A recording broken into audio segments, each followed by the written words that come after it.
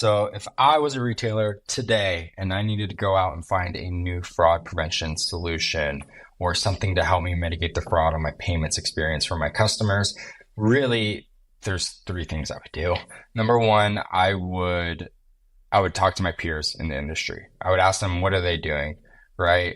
What are they doing? What have they found successful? What hasn't worked, particularly in their vertical?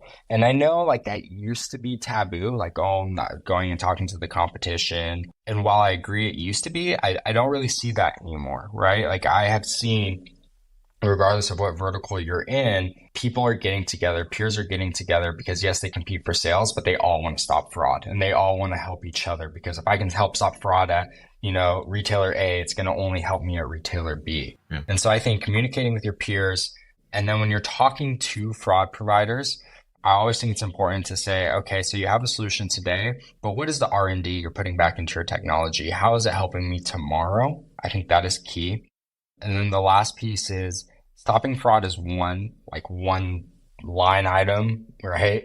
But every company cares about revenue. Every company cares about growth. Every company cares about acquiring new customers. So I think it's one thing to look at a fraud solution, right? And then be like, okay, they're putting the R&D into the technology so they continue to increase what they can do from a fraud capability. But what are they doing to help me understand the needs of my business? So I think that's the other piece of the puzzle is, yeah, they can stop my fraud, but are they helping me grow revenue? Yes, they can decline transactions, but is that really what's best for my business?